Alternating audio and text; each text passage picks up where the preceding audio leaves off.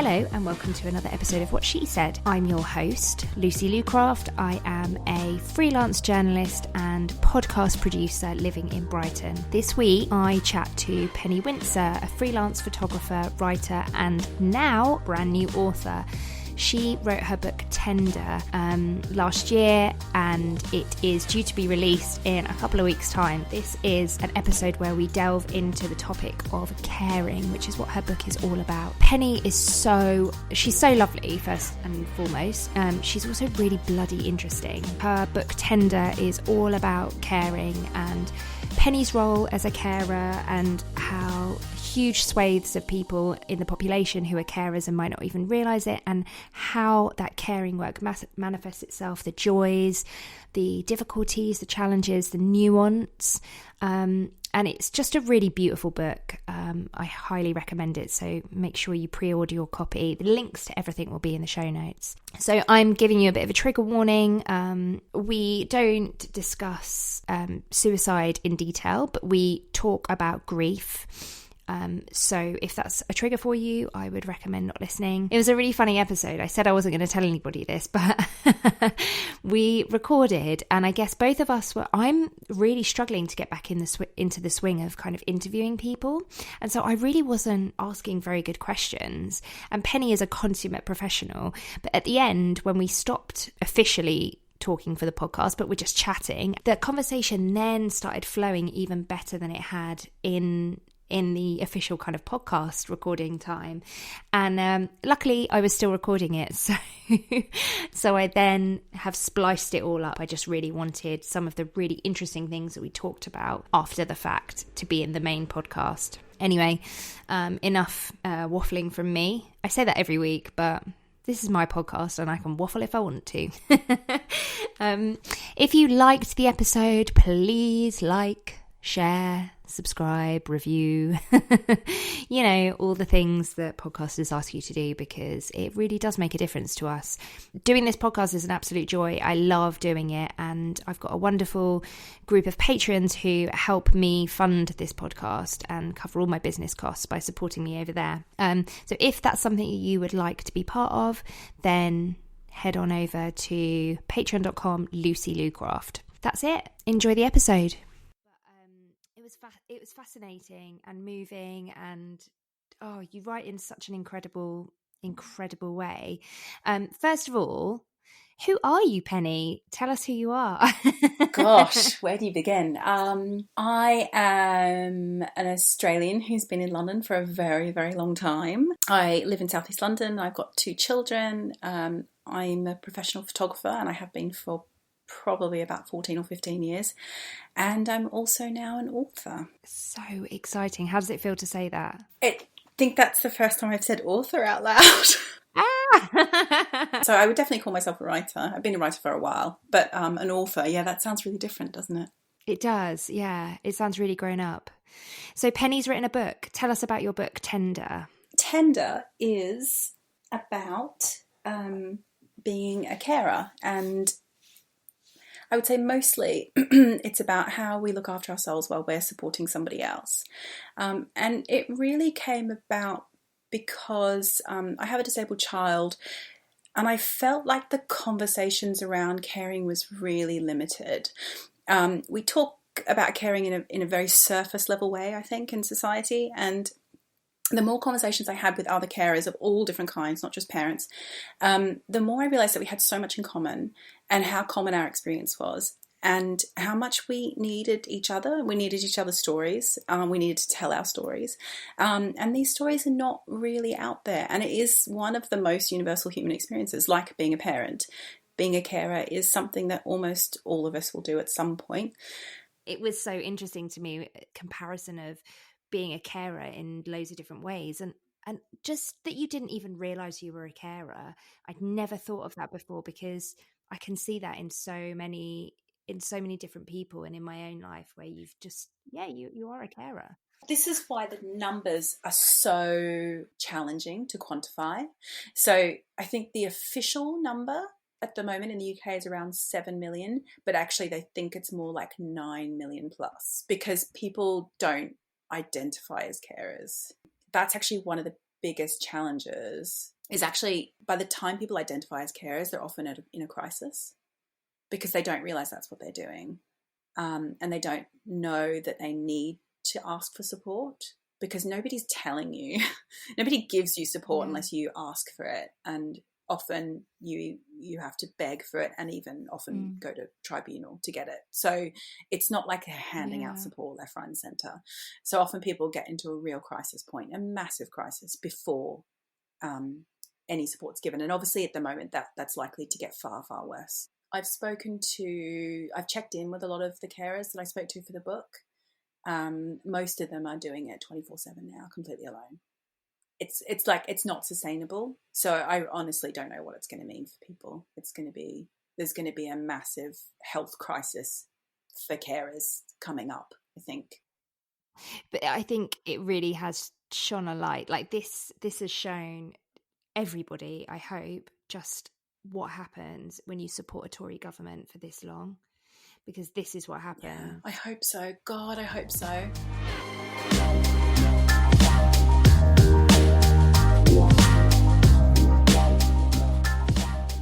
I just felt like, and I wanted something. I was looking for something that was a kind of a deep dive and that was nuanced, that talked about all of the difficult feelings that come up, all of the things that are really hard to talk about with other people, but also all of the joys and the sense of purpose and even a lot of the pleasure in being a carer as well. So I couldn't find it, so I wrote it.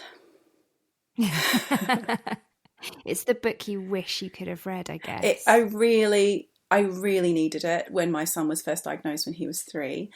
And I also really needed it when I was a teenager, when I was caring for my mother. And I didn't know at the time that's what I was doing. I'd never heard the word young carer. When I was I think I probably heard the term for the first time when I was around 30. And she died when I was 22.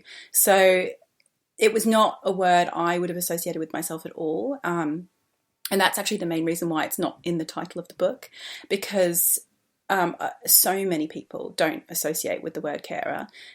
Most people, when they think of that word, they think of somebody, I think one of my interviewees put it, somebody who cleans up bodily fluids. And that's actually only one very small part of what it might mean to be a carer. For a lot of people, it's not that at all. And caring can be very, it can be just, very little, like a few hours a week here and there. It could be with somebody that you don't actually live with, or it could be really intense and 24 hours a day and involve a lot of personal care. But yeah, so the spectrum is really wide, and I think that's probably part of the reason why it's not really talked about in detail. Sometimes what you'll see is that there, very particular kind of disabilities or illnesses will get talked about in terms of care, but it won't be talked about in the wider context of caring. So you might get books about supporting someone that has cancer or raising an autistic child, or things that very specific things, but actually what I was really interested in was the topic of caring itself. So when the book starts and you're talking about your son and his diagnosis at I don't know, is it young to be diagnosed with autism? Yeah, no, I think it's not young. It was on the earlier side, but it's not young for a child or a person that has learning difficulties. And my son is autistic and he has learning difficulties. So he had quite severe developmental delays. And so that's around 2 to 3 is when those kids like that would probably get diagnosed, because that's when the gap really starts to widen between kids with learning difficulties and kids that don't have them. Some autistic kids who don't have learning difficulties, it's just more obvious because some children have a speech delay, which then they catch up around 5 or 6. That's quite common as well. But then there are loads and loads of autistic people who don't get diagnosed until now, until adulthood, and lots of them actually get diagnosed along with their children because, they're realizing their children are having a few issues, and then they're like, oh, I was so similar when I was a child. And then all the pieces start to fall together. So you can be diagnosed at any time, but if there are some particular issues around development, then you're likely to get diagnosed. So yeah, what I found really interesting was that you the fact that you didn't realize that you were a carer for your mum, and that's when it all twigged that you'd done this before. You could do this because you'd done this before. And learning about your childhood was also really fascinating because in many ways it sounded like kind of otherworldly. It's interesting, actually. I very much feel I had a childhood of two halves. The first half until I was 11 was almost ridiculously idyllic. I still am very close with the three other girls I lived on the street with. We talk about it now that we can't actually quite believe the magical childhood that we had. My mum was very well when I was young. We lived in the far outer suburbs of Melbourne. We had an acre of garden. I lived on a quiet dead end street with everyone else who had an acre of garden. And we had this very free and easy and very happy, secure childhood. And my mum loved being a mother, and she loved being a full-time mother, and she was really thriving when I was young. And then we moved when I was 11 to a farm, which was not that far away. It was only 20 minutes away, but it was just sort of right on the edge of Melbourne. My mum had sort of project managed the whole build while my dad had been overseas and had thrown herself into it, but had been quite reluctant to leave behind this beautiful life that they had created for us. But we moved to the farm, and then things really started to fall apart for her. And I think it was compounded. It wasn't caused by the move by any means, but it was compounded by the isolation of being away from the community that my mum had created around us as well. Yeah, two halves is exactly the right way to describe it. And you were really quite young. I wasn't, and my mum started to get unwell when I was 11. She started to have panic attacks, but it really wasn't until I was about 13 that she really, really started to have a full, proper breakdown, which meant she was not able to function at all. And at that point, we left the farm and we were living in the suburbs, and it was much easier because I could walk myself to the train station to get to school, things like that. So I was able to be independent. So we moved somewhere I could be independent because I was completely dependent. When we moved to the suburbs, I really thought, oh, well, things will get much better now because I can be independent and Mum won't have to get in the car all the time and she'll be near friends again and all these sorts of things. But actually the opposite happened. She went really, really downhill. And really from about 13, we were having to kind of pretty much look after ourselves at that point. And we were very, very lucky. My mum did get some help in. She had a really wonderful woman who was an ex-mental health nurse come in a few times a week and be, I guess, like a paid carer for my mum for a few hours, but also to kind of be like tidy the house and maybe cook a meal and stick it in the fridge for us and things like that. So we had someone checking in on us. And my parents were divorced by this point and my dad was living in America. So he was coming back and checking in with us, but he wasn't around, if you know what I mean. He wasn't in the house and he wasn't around for, months and months at a time. I'm not sure anyone really quite realised the severity of the situation until later. We weren't alone. We were definitely not alone. I have two aunts, my mum's sisters, who we're very close to. And people were checking in on us, but I really think people didn't understand quite the severity of what was going on, that we were just looking after ourselves. And I think there were periods where my mum wouldn't be out of bed for 2 weeks. And we just got on with it, I suppose. I think there's something about, my sister also died by suicide. And I think something that people probably don't always understand is that it's not a deep dive. It's not like fine one day, not the next. It's, incremental little, well, I mean, I can't speak exactly to your experience, but I think there's similarities in that there's incremental steps. And when you're in it, I mean, hindsight is wonderful, but when you're in it, you don't necessarily see every little step as it's happening. Absolutely. And also, you can't know what's going on inside somebody. I think you really can't know. And from our point of view, I think in our family, it was very cyclical. So my mum would become very, very unwell, be in bed for weeks. I'd be sitting by her bedside every night and she'd be crying on my shoulder every night for weeks on end, telling me things I really shouldn't have known at 13, as you can imagine. And eventually it would get to a crisis and she would go into hospital and have medication changes and be watched for a while and stay there for 2 weeks. and come out again and be really hopeful and really positive and really gung-ho and might be great for a month or two and then slowly descend again. And this was a cycle that happened over and over again until she died. Yeah. So it wasn't that it was always bad. And I think that's the thing that's kind of hard to explain to someone. You go through really great periods. And also my mum was very self-aware and really articulate and very open about her experiences with me. So we did a lot of this processing of what was going on together when she was well. And then things would descend again. And looking back now, I'm incredibly, incredibly grateful that she was able to be so articulate about her experiences with me, because I think if she had hidden them from me more, I wouldn't understand. I wouldn't have understood quite as much when she died.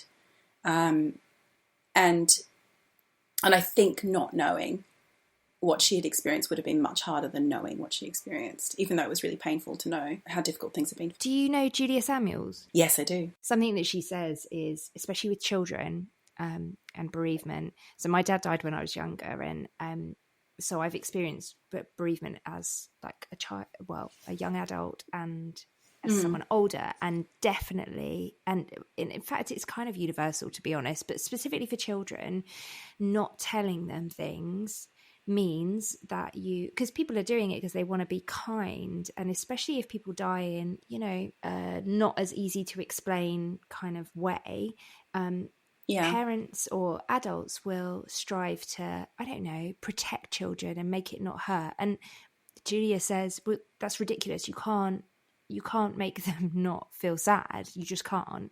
But what happens when you don't tell them the truth is that they fill in the blanks. Yeah. And what you fill in the blanks with is always so, so much worse than anything that could happen in reality. And I really think that's true. And I think it's true for adults as well, but particularly as a child. Yeah, I think that's really, really true. And actually, I'm very open with my daughter, who's 8 now, about the fact that her grandmother died by suicide.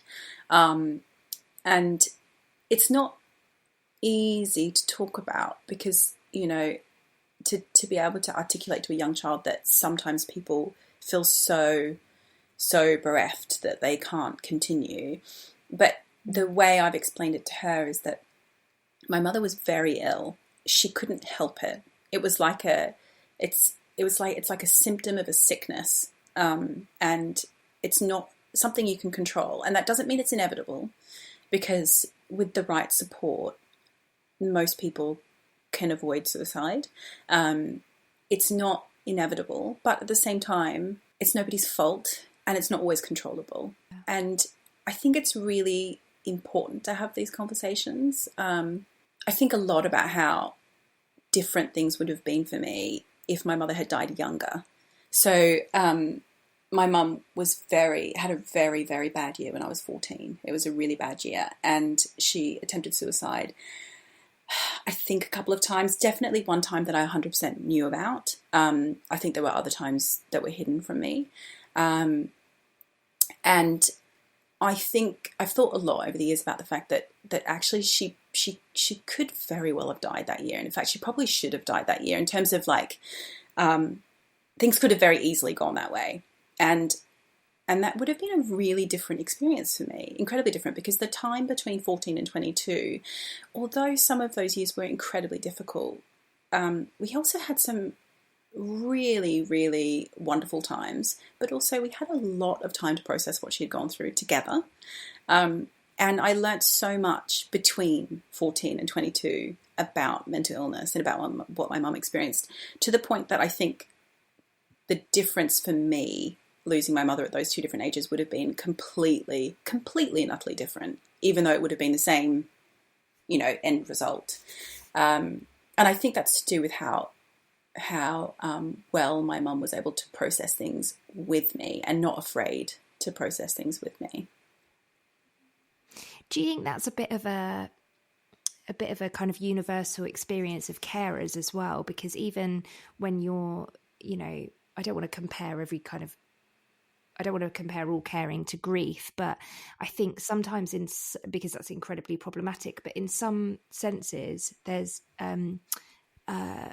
parts of grief that are universal to living experiences that we have, as in heartbreak or people changing, or even coronavirus. Yeah. People are experiencing it, this whole global pandemic, and how our world is changing as, how we would experience grief.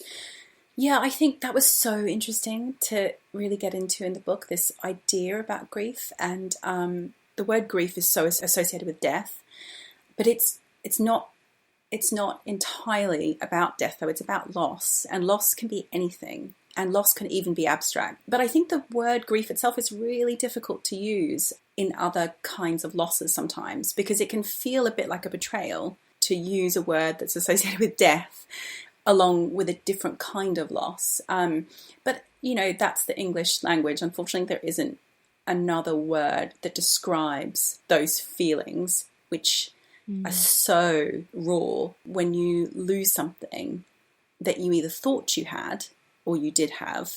There's quite a big divide often in the disabled community between parent carers and disabled people, and some of the language that's used. A lot of parents of disabled children experience a huge amount of grief when their children are first diagnosed. And many people have an issue with that, with the word grief being used in that context, because their children have not died. But they have lost something. And although it's really hard to, how do I put this? It's really hard to articulate what that loss is when it's abstract, because you haven't actually lost it. You've lost the idea of it. No matter what you say consciously, your subconscious has probably made a whole lot of expectations when you have a child that you may not even realize it. And one of them was that I would have a child that could speak. And so being faced with a situation in which I wasn't sure if my son would ever speak, I had to really process those feelings and that feeling of loss. It is a really difficult thing to talk about, because what exactly did I lose? I didn't lose anything, because he didn't have it in the first place. But what I lost was the idea of a child who could tell me when they're in pain. The child that could tell you that their stomach hurt and we had to go to hospital because they had appendicitis. That's like one of my biggest fears, is that my son will experience something acute and not be able to explain it, because it's not just that he doesn't have the words, it's also that he's not very good at indicating. So if he has I've never ever known in his life if he's had a headache, because he can't indicate internal pain to me. So I've had to accept the things that come along with having a child that doesn't speak. And that can be really, really challenging to articulate without implying that you don't want the child that you got. Because, I adore the child I have. I absolutely adore him. I don't want him to be different. But there's still a letting go that has to happen in order to fully embrace the life that we have. And yeah, it's a really challenging thing to articulate without hurting anybody. Yeah, because I think, motherhood, man. Yeah. There's, it's a minefield. I think we walk such a tightrope, basically, of I'm so grateful, but also this is really hard and I need to say it out loud. And I don't like this part, but I also love all the other parts. And I think that's pretty much motherhood in a nutshell. It is, and then yeah. if you add any other, any other deviation from, quote unquote normal, man, it gets so much harder. I actually wanted to ask you about the disabled community, because I suppose from the age that Arthur was 3, you were thrown into a new community alongside motherhood, and how that's been, and finding support. And you talk a lot on Instagram about all the difficulties and the joys, but the difficulties that carers are facing right now, and especially when it comes to the political climate. And how was that for you when Arthur first got diagnosed? Well, I think the problem is at first you don't know there's a community. You have no idea. And you've got to find it. And that is the really, really challenging bit when either somebody first becomes disabled or a loved one becomes disabled or born disabled. You know, it's not like there's an NCT group that you go to. I think there's also this misconception that when your child gets diagnosed, you get a huge amount of support. That might be the case in some disabilities and chronic illnesses. It is not the case with autism. It is 100% not the case with autism.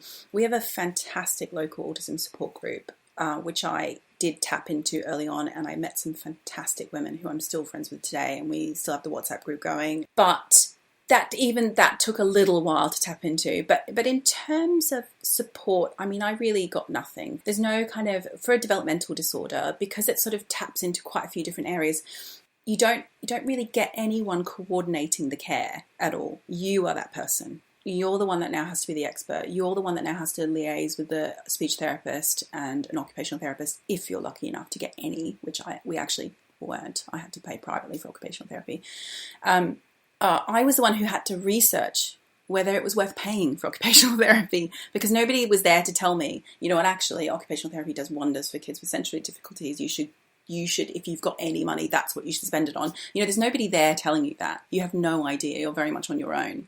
So that's the massive challenge, I think, is finding that community. And also the online world is a minefield of absolute fucking shit about, especially about autism, as you can imagine. So wading through all of that information is exhausting. So you're coming to terms with the new diagnosis. You're a full-time carer to this child you're now realizing is going to need really high, potentially really high levels of support, possibly forever. And then you've got so much information available to you, and you have no idea where any of it has any value at all.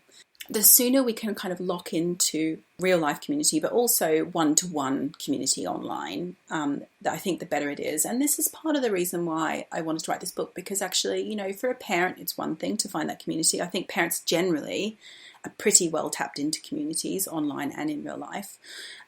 It's much harder for other groups of people. I think some of the hardest, it's for people in their 20s and 30s who are caring for another family member, because it's a more unusual situation to be in.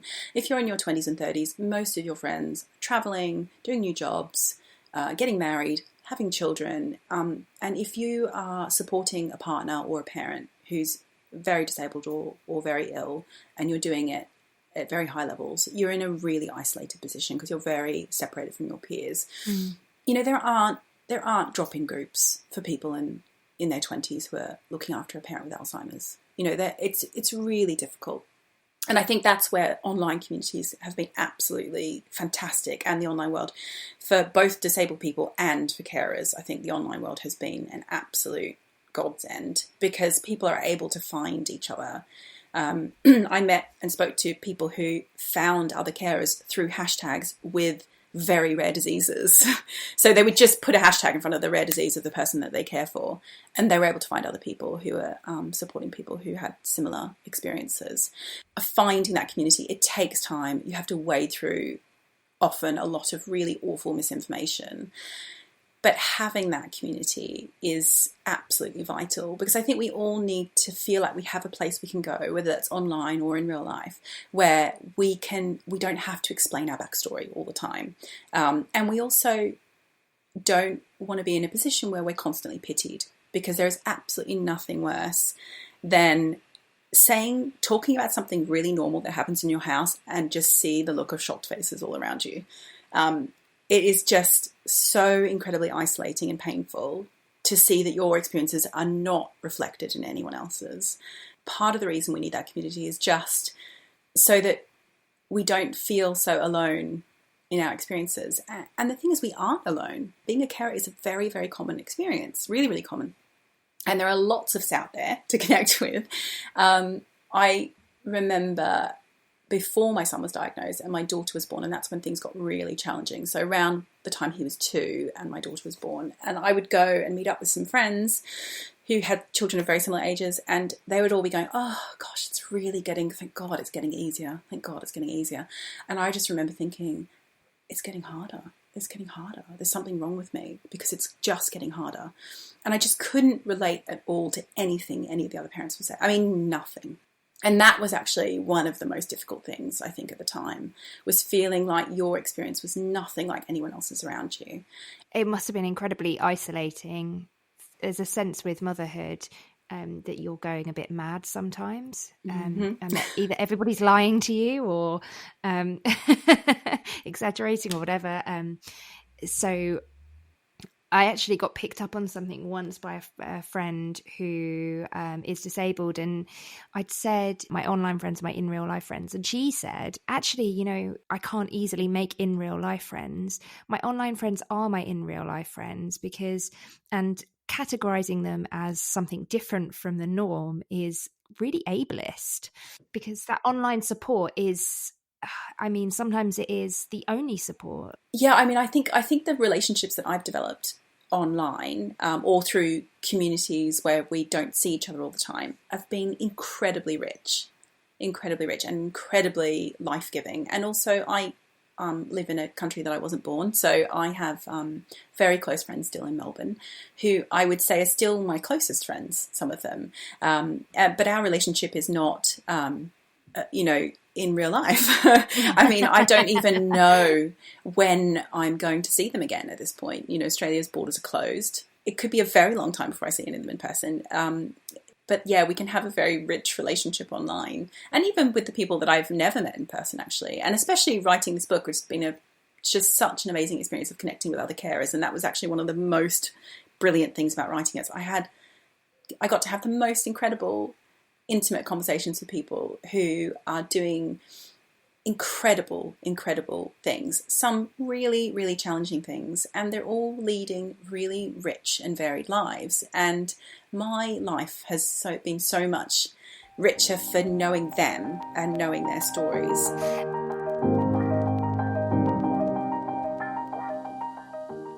Because of course, if you can't see it, if you can't picture yourself doing something, you probably won't try and go for it. But it's not like that's the only reason you get it.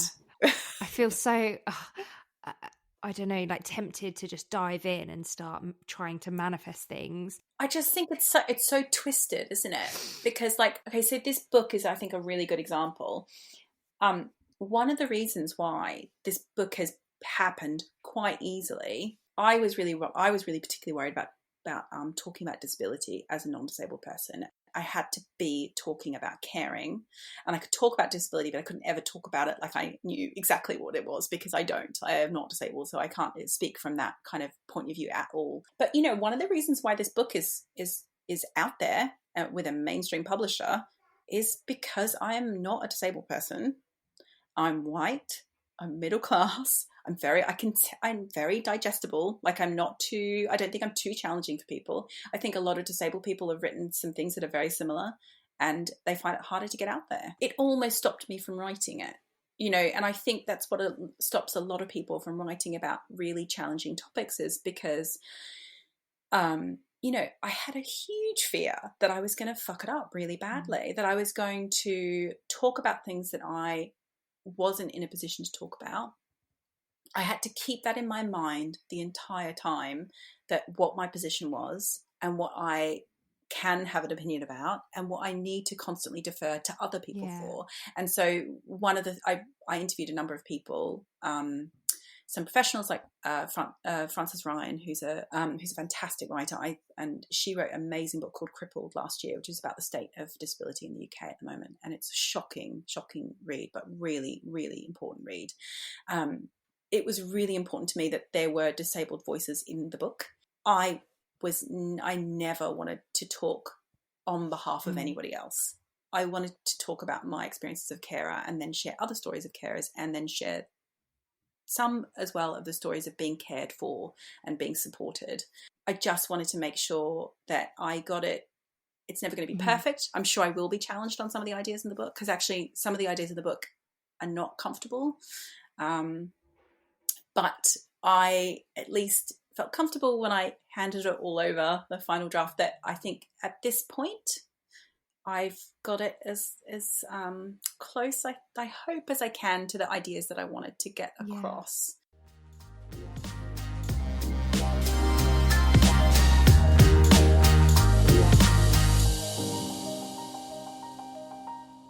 Let's talk about your book a little bit. I'd love to know how it came about, and what the process is like. I think there's something really, I know we fetishize writing a little bit. I say we, I don't mean me and you. I mean, in general, we do. In general. We do. Well, I'm going to say something that's going to annoy everybody, in that it was an absolute pleasure to write from start to finish, and I absolutely loved it, and I'd do it again in a heartbeat from start to finish. It was such a joy. It was such a joy. It came about, I'd started working on a fiction thing, but I just couldn't get out of my head some of these ideas that I wanted to talk about, which have ended up in the book. And about 18 months ago, it was only about 18 months ago, I was home in Australia visiting my family and friends, and for a very quick trip, I go without my children because my son can't travel, and so I just go for like a week and do a very quick trip, blitz everybody, see everyone, and then fly back again. And I saw one of my oldest friends, who we grew up on the same street together, Lucy, who's in the book. Her mother, Ray, was diagnosed with Alzheimer's about 10 or 12 years ago now. It was early onset. And we were sitting there over a glass of red wine. We haven't seen each other in person for like 2 years. Having a good old laugh about the fact that looking after my son and her supporting her mum some days actually looks very, very similar. And we were having a laugh about some of the, a few, which I won't go into, experiences that we have had as carers that were very, very similar. And it just at that point really struck me that, you know what, I'm interested in, I don't want to talk to other parents with autistic kids particularly. It doesn't, like I didn't want to write just about my son. I didn't want to write about autism. I'm not autistic. I don't want to write about autism. But what I realised was that, you know what, I've been a carer a couple of times, and I really love talking to other carers about their experiences, and actually that is what I want to write about, and that's what I don't read about. That's what I can't find. The only books I've ever found on carers really have been very practical, but you know, it was a different kind of thing I was after. I was after like a real deep dive into the really challenging and very kind of diverse and often oppositional emotions that come up in the act of caring for somebody else. And so I came back from that trip and I thought, right, I'm going to write a book proposal. I'm just going to get it out of my head. And I think I did the proposal in January and February last year, so 2019. I'm a photographer, which is quite seasonal, so January and February are quite quiet for me. So I thought, right, okay, I'm going to knuckle down, do the proposal. Gave myself the end of February as a deadline. At the end of February, I had a contact at one particular publisher that I decided to go see because this editor was really lovely. Right away, she was like, yep, I want to meet you. And we had a great meeting. But in the end, I decided to go ahead and get an agent. And I had a few that I was interested in that I'd just been keeping a little bit of an eye on that had interesting lists. I met with a few and chose one who is my agent, Abigail Bergstrom, who is just divine. And she read the proposal. She got back to me right away and she was just like, I can completely see this. I want to meet you. And the thing that was so exciting about the interest that came up with agents was that I could see that this was definitely something that was interesting to people outside of my world. Because when Abigail and I started talking, you know, she has not really any particularly direct experience with it. She's young. She's got a very dynamic list of authors who are all mostly activists and feminists. And I just knew right away she understood a lot of the challenges with the book, and that she could see that it was necessary, and she could see it was a conversation that wasn't happening. And that made me really, really excited. So, we did a little bit of tweaking of the proposal, sent it out, had a lot of interest, had a preempt, which I turned down. So that's when somebody gives an offer right away for you to take it off the table and take it away from everybody else. Wow. So that was really exciting. Again, it just showed that there was an appetite for this kind of book, which, you know, wasn't really out there. And then I accepted an offer in the middle of the year, handed it in Christmas. And the rest is history. Oh, incredible. Yeah, it was very fast. It was very fast. So I'd say I wrote it between September and December, Wow, essentially. that's fast. But it was such a pleasure. It was so enjoyable. It was so enjoyable. Oh, it's really nice to hear somebody talk about something that, it is only talked about in sort of not negative terms, but in, it'd be amazing to have a book, but, it's a chore to write. And actually, I'm a writer and I don't love writing. I mean, I do.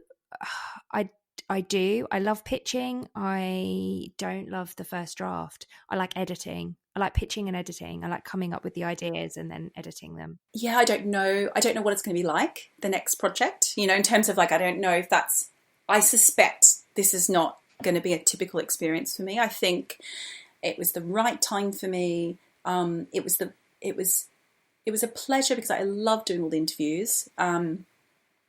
That was absolutely just so wonderful to just dive into this topic for about an hour and a half or so, or 2 hours sometimes with a person, record it, and then have to interpret people's stories and take out the bits from the stories that are going to kind of fit together. Because in the book, the way I've divided the chapters are kind of by topics that were interesting to me, essentially. And then I found different interviews, and I've used other people's stories and my own to illustrate some of the topics I wanted to talk about. So I've sort of woven together lots of different stories. Some of them I go into quite a bit of detail, and others I just touch on one small aspect of their story. And each of the people I spoke to just had the most incredible stories. And it was just such a pleasure to speak to them and understand more about their lives and to learn from them. I learned from every single one of them about different things that they were going through and different ways that they were coping. And then, it was like, I guess, putting a puzzle together, but it was probably more like quilting, I think, like trying to decide how much of my story to use, where different pieces of other people's story we're going to weave in and illustrate the kind of things I wanted to talk about. And also there's a lot of research in it as well, and theory that kind of talks about some of the broader ideas. And so I interviewed a few professionals as well and read loads of books. So it was a real pleasure, actually. Yeah. I was thinking when I was reading it that you should have a podcast. Well, I mean, I did initially think I would do a podcast to go with the launch of the book. And even if it was only like a 6-part something, to kind of dive a little bit deeper into each, maybe 6 different stories. Yeah. Gosh, with everything that was going on, I actually made the decision not to start a new medium at this time because it would have also meant promoting the podcast as well as promoting the book and things like that. And so, I mean, I love podcasts. I'm an absolute kind of audio junkie. I listen to audiobooks, a lot of audiobooks, and I listen to a lot of podcasts. I think it's such an incredible medium. It's such an incredible medium for intimate stories as well, and these are very intimate stories in the book. So I wouldn't rule it out for the future, but yeah, I decided actually for this year, the way everything's gone this year, it was probably adding a little bit too much of a challenge to my plate. Yeah. You've got enough on your plate, I think. So I have one last question to ask you, Penny, and it is, what is your signature dish? Oh goodness. I'm going to go with roast chicken. Talk us through your roast chicken. I use a recipe from a River Cottage book that I've had for like 10 or 12 years, and it's so easy. You basically slather the chicken in butter and squeeze loads of lemon onto it and then throw it in the oven, and it's so easy and delicious. And the reason I love it is because obviously I really enjoy eating roast chicken, but I love making chicken stock and having chicken soup afterwards and stuff. So that's actually the real reason why I roasted chicken, is so that I can have the stock afterwards.